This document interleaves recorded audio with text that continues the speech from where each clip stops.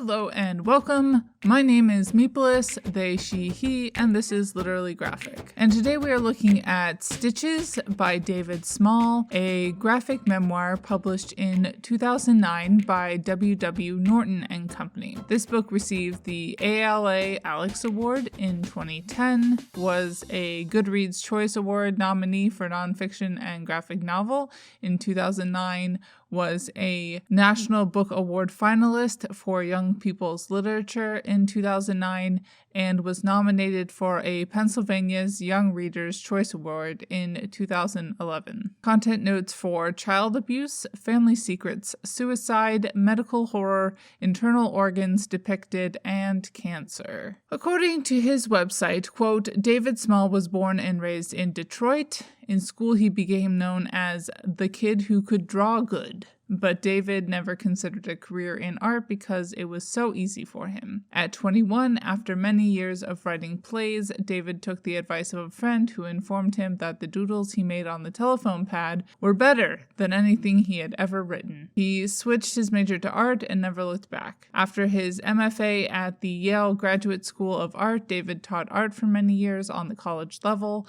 ran a film series, and made satirical sketches for campus newspapers. Approaching tenure, he wrote and illustrated a picture book, Eulalie and the Hopping Head, which he took to New York, pounding the pavement and collecting rejections for a month in the dead of winter. To date, David has illustrated over 40 picture books at an average of 40 pages per book. This makes around 1,840 illustrations, though someone ought to check that math. End quote. This is another one of my recent rereads. I originally picked this one up about a decade ago when reading graphic novels was just starting to be my main hobby.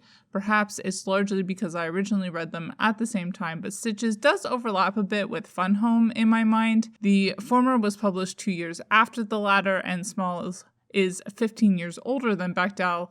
That said, family secrets reign, and they both have watercolors for shading. Keywords that came to mind reading this book: coming of age, illness, families, class, and shadows. Quote, one day David Small awoke a supposedly harmless operation to discover that he had been transformed into a virtual mute. A vocal cord removed, his throat slashed and stitched together like a bloody boot. The 14-year-old boy had not been told that he had cancer and was expected to die. In Stitches, Small, the award-winning children's illustrator and author, recreates this terrifying event in a life story that might have been imagined by Kafka. As the images painfully tumble out one by one, we gain a ringside seat at a gothic family drama where David, a highly anxious yet supremely talented child, all too often became the unwitting object of his parents' buried frustration and rage. Believing that they were trying to do their best, David's parents did just the reverse. Edward Small, a Detroit physician who vented his own anger by hitting a punching bag,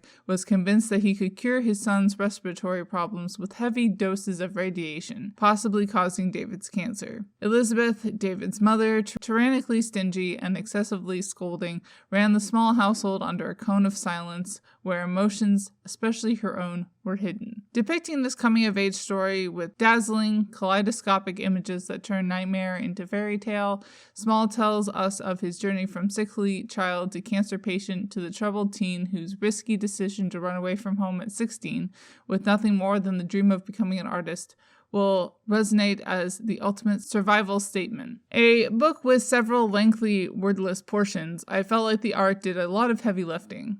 Small's style from panel to panel is highly tuned to the emotions and tone he is trying to convey through Stitches, complemented by very carefully chosen words. Rereading this book was an engrossing experience, even on the subway on Christmas Eve. That said, it could have been a tad bit longer. This seems to be one of the main complaints from the Goodreads reviews I perused. Writing this memoir focused on events pretty far in the past. For me at least, I would mostly have been interested in a bit of more information as to whether he ever felt like he recovered, for example, or how his life continues to be impacted. But I suspect that the claustrophobia of his life growing up was as much of a focus, to his mind, of the book as the medical horror he was put through. And so combined with his very concise and just short of minimalist narrative style, I could justify the book to myself. In writing a story about being a child from the current vantage point of being an adult, I do think Small does a good job of balancing both perspectives. It never felt to me as if child David was simply an avatar for adult David to speak through, but adult David did not seem to be incredibly precious about totally removing the perspective and context of adult David from the narrative either. Again, this points to the numerous toxic roles of culture and happenstance that created his family of birth being just as important to Small's mind as the medical narrative. For Small, his parents are dysfunctional and hurt David, but are not one-dimensionally evil. That said, ability and disability, wellness, and his father's medical profession play a pretty big role in the book. One of the first things we learn about Small's mother is that she has a little cough and slams her cupboard doors. 3 pages later, Small is sharing, quote, "And I, too, had learned a way of expressing myself wordlessly.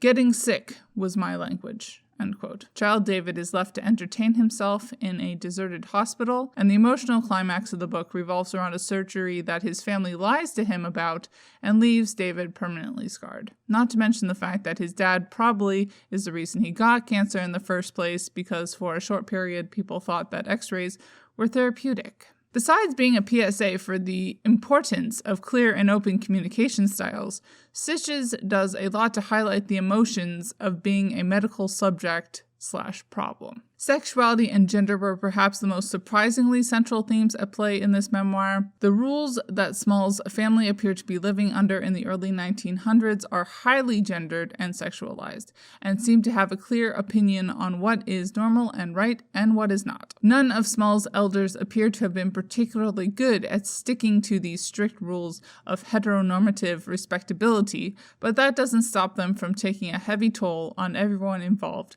and rendering them all completely miserable. The one part that made me roll my eyes just a tad was the plot point where Small is trying to read Lolita, and his mother takes it away, returns it when she thinks he is dying, and then takes it away again. Is Lolita the book a complicated thing that has been flattened by movie adaptations, creeps everywhere, and pop culture in general? Yes.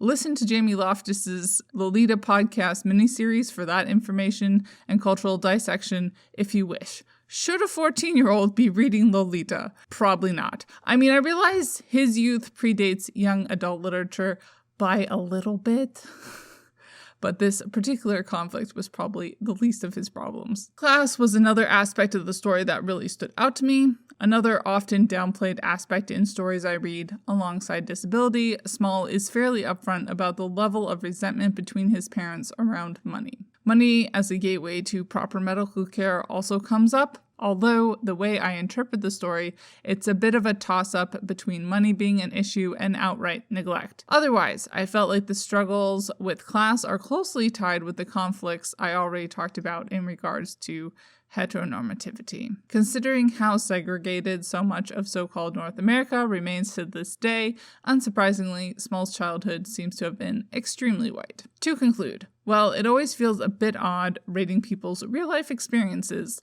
as a very evocative and skillful example of graphic memoir, I feel like a rating of at least 4 out of 5 stars, aka very good, is well deserved.